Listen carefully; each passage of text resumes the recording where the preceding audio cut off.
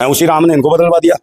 जहाँ पे राम अयोध्या में वहां की जनता ने उसे हरा दिया भाजपा पटक के, समझे नहीं। मगर एक और दूसरी जीत की, वो भी फिल्मची है। तो ये जो भाजपा की सरकार में फिल्मची और चिलमचियों का बहुत बड़ा खेल है। या तो चिलम पीने वाले हैं वो नेता बन रहे हैं, या फिल्मची आ गए। चाहे नाटक का तपस्वी है, काय का तपस्वी नाटक कर रहा है, इसी को तो कहते हैं अनपढ़ अशिक्षित, पाखंडी, अंधविश्वासी, नौटंकी बाज। ये जाता है 2 दिन तमाशा करता है, 9 कैमरे लग जाते हैं। और यही बात कि भारत निर्वाचन आयोग जो चोर आयोग है, ये भाजपा निर्वाचन आयोग है। उसका जो सरगना है वो नरेंद्र मोदी है, जो लूट रहा है देश को। जी हाँ, जब चुनाव चल रहा था, चुनाव में सबसे बड़ा मुद्दा था कि संविधान बदल दिया जाएगा, और संविधान को बदलने वाले जो बीजेपी का नेता था अभी, मतलब देश की जनता उसी को बदल दी। क्या आप बोलना चाहेंगे? बिल्कुल, संविधान बदलने की बात करी थी उसने, लल्लू सिंह ने। कहाँ पर? फैजाबाद, अयोध्या में जी, जहाँ ये राम को लेके आए थे, उसी राम ने इनको बदलवा दिया। जहाँ पे राम अयोध्या में वहां की जनता ने उसे हरा दिया, भाजपा को हरा दिया। जो कह रहा था मैं संविधान बदल दूंगा, वहां की जनता ने बदल दिया, है ना। राम कुछ कर पाए ना कोई कुछ कर पाए। बताओ, जो राम की नगरी जहाँ मंदिर बना है, वहां के लोगों ने भाजपा को हरा दिया बुरी तरीके से, क्योंकि वहां के लोगों के साथ इन्होंने बदतमीजी करी, वहां की जमीनें घेरी, वहां के लोग साथ मारा पीटा, और सब दबंग जाके वहां जाके सारी जमीनें घेर ली, मकानों पे बिल्डों से चलवा दिए।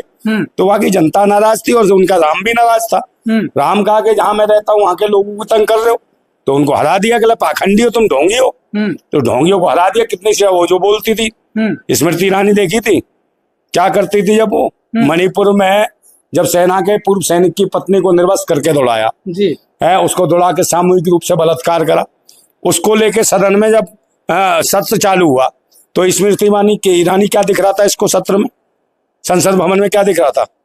फ्लाइंग किस, उड़ता हुआ चुम्मा, उड़ता हुआ चुम्मा दिख रहा था इसको। अरे फिल्मों में या नाटकों में करती होगी स्मृति ईरानी चुम्मा चाटी। ये भाई सदन है, लोकतंत्र है, देश का संविधान को लेकर आप देश को सांसद बन के आई हो, तो देश हित में बात करो, बहन बेटियों की इज्जत की बात करो। मगर ये चुम्मा चुम्मा दिखता था इसको, हो गई 56 साल की अम्मा और इसको दिखता था चुम्मा। तो कौन देगा चुम्मा? यही वजह थी कि अमेठी से भी राहुल गांधी चुनाव लड़ गए, तो बदतमीज महिला जगह जगह कहती है मुझे राहुल गांधी चुम्मा दे रहा, फ्लाइंग किस दे रहा। तो इसकी जिसकी जहाँ गंदगी है, जिस गंदगी से उत्पन्न जो हुआ है, उसकी मानसिकता उसी गंदगी में रही होगी। चुम्मा चाटी और वही काम किए होंगे, तो उसे 24 घंटे सरकार मतलब 10 साल की। अभी देखो वहां हार गई, किसने हरा दी? एक छोटे से कांग्रेस का कार्यकर्ता था, राहुल गांधी का प्याला था, उसने हरा दी। अब रो रही है पैर पटक पटक के, समझे नहीं। मगर एक और दूसरी जीत की, वो भी फिल्मची है। तो ये जो भाजपा की सरकार में फिल्मची और चिलमचियों का बहुत बड़ा खेल है। या तो चिलम पीने वाले हैं वो नेता बन रहे हैं, या फिल्मची आ गए, चाहे नाटक नोटंकी से आए, चाहे फिल्मों से आए। जैसे आ गई टंगना उठावत, समझे नहीं। और टांग उठाती है, हर चीज प्रोफेशनल है, पैसा लेती है हर चीज का। है तू लेता है पैसा, है तेरे पास? नहीं, तेरे को भी दे देगी वो। क्या बना फिल्म, चुम्मा दे देगी वो, चुम्मे के पैसे लेती है, स्वागरात के भी पैसे लेती है। सर कुछ देर पहले अभी बात हुई कि मतलब संविधान को बदलने वाले को देश ने बदल दिया, मतलब वहां से चुनाव हार गए। लेकिन आप बता रहे हैं जो कंगना रनौत है वो भी बोली थी कि मतलब क्या बोली थी उस समय, हाँ देश जो है 2014 में आजाद हुआ, तो ऐसे लोगों को फिर से जनता क्यों चुन दी। और स्मृति ईरानी की कुछ देर पहले बात हुई, सरकार बात कहती है कि बेटी बचाओ बेटी पढ़ाओ। किस तरह से मतलब स्मृति ईरानी को तो हार गई, मतलब वो भी देश की बेटी थी, बीजेपी में मतलब कार्यकर्ता। बेटी बेटी कुछ नहीं, तो नौटंकी है। इनको जो बहन बेटियों की इज्जत है लुटती है। बनारस हिंदू यूनिवर्सिटी में जब हिंदू लड़की का रेप करा, और मोदी जी के खास गुर्गों ने, जो इनका आईटी सेल का काम देखते थे, इनके पदाधिकारी थे बनारस जो लोकसभा सीट के, उन्हीं भाजपा के लोगों ने रेप करा हिंदू यूनिवर्सिटी में, हिंदू लड़की का है। तब उसको कहाँ, उनको गिरफ्तार कहाँ किया? उस तरीके से उन्हें एनकाउंटर क्यों नहीं करा? उनके घर पे बिल्डोजर क्यों नहीं कराया? कि उनके बाप थे वो, या इनके नाजायज औलाद थे वो?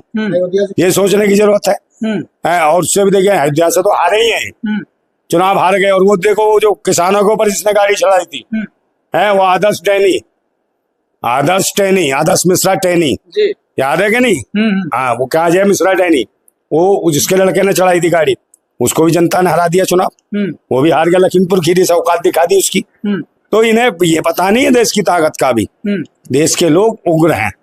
और रही बात कि ये भारत निर्वाचन आयोग जो चोर आयोग है, ये भाजपा निर्वाचन आयोग है। अगर यही चुनाव अगर बैलेट पेपर पे हुआ होता ना, तो मैं सही कह रहा हूँ, 400 पार जो कह रहे थे ना, 40 सीट पार नहीं होती है मोदी सरकार। और कहीं इंडिया गठबंधन में अगर बहन मायावती आ गई होती तो आज मोदी की जमानत जब्त हो गई होती और मोदी चुनाव हार गया होता और इस सत्ता में किसी भी कीमत पर नहीं आती। मैं सर इंडिया गठबंधन की बात होती है कि इंडिया गठबंधन में सारे जितने भी पार्टी के नेता हैं शामिल हुए थे पार्टी को हराने के लिए, भारतीय जनता पार्टी को, लेकिन कहां से चूक हुआ कि फिर से बीजेपी की सरकार बनने जा रही है? मशीन का तो हेल है ही। अगर मशीन का आज भी मैं कह रहा हूँ आज की डेट में अगर बैलेट पेपर पे चुनाव हो जाए तो ये 40 पार नहीं कर पाएंगे भाजपा के लोग। मैं सच कह रहा हूँ।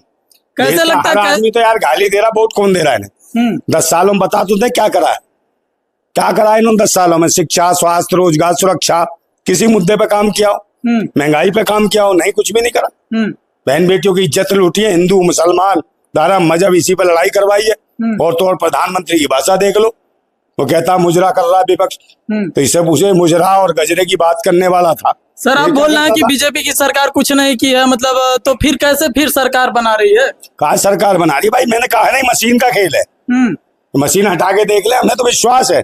तो जी मशीन का यदि खेल है तो कैसे कुछ जगह से अभी उत्तर प्रदेश में काफी मतलब बढ़त से इंडिया गठबंधन आई है, लगभग 40 सीट से प्लस जीती है, तो कैसे ईवीएम यदि खराब होता तो विपक्ष कैसे तो आता? पत्रकार का मैं तुझे भी दिमाग का इलाज कराना पड़ेगा। कांग्रेस भाजपा एक ही इनको आरएसएस चला रही है, समझे नहीं? कांग्रेस क्यों नहीं ईवीएम के खिलाफ बोल रही?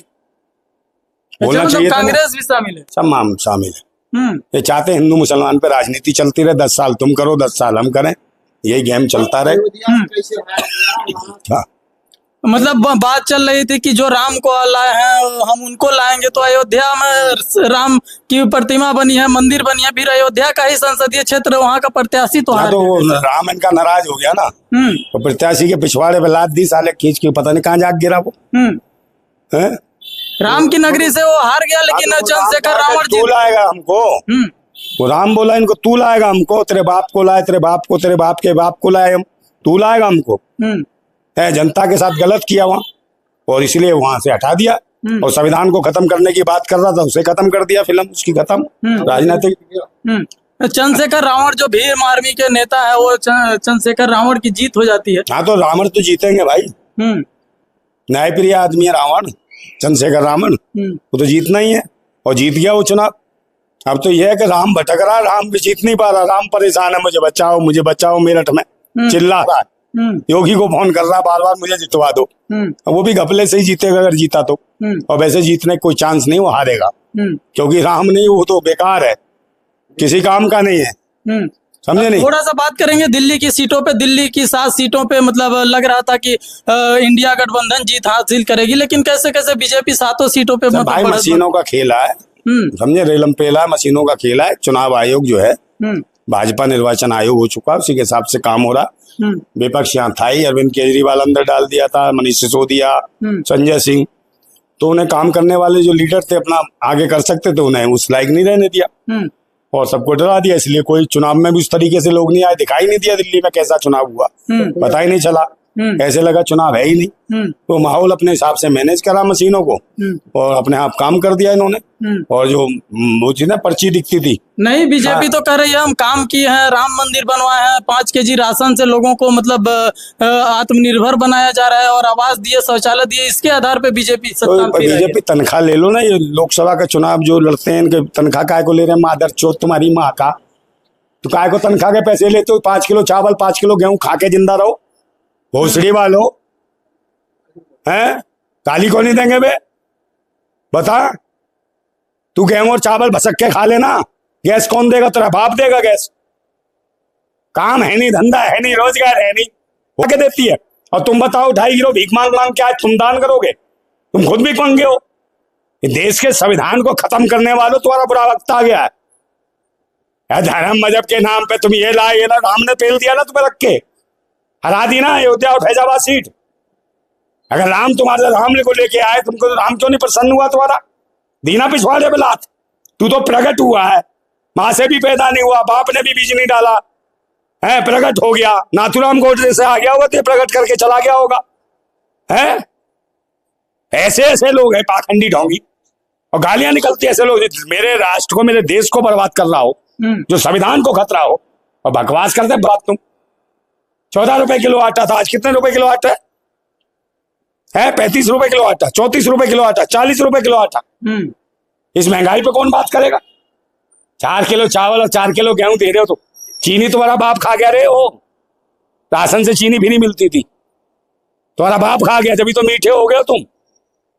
है ये मीठे हो सालो, शुगर हो जाएगी तुम्हें, धीरे धीरे काटे जाएंगे हाथ पैर तुम्हारे, तो खुद ही कटवाओगे तुम अपने आप। खाओ चीनी, हो जाओ मीठे। मीठे तो हो, आरएसएस राष्ट्रीय समलैंगिक संघ, ये हैं वो मीठे, समझे नहीं? अरे नीतीश को बना चाहे किसी को बना, मेरी बात सुन लो, सभी अलग टाइप के हैं जी। कौन किसको क्या बना, हमें क्या लेना। पहले मशीन हटाओ, ये इसे सारे काम हो रहे हैं। बैलेट पेपर पे चुनाव लाओ, तुम्हारी औकात दिखा देंगे हम। सब मिले हुए हैं, भड़वे हैं साले, दल्ले हैं, है किसको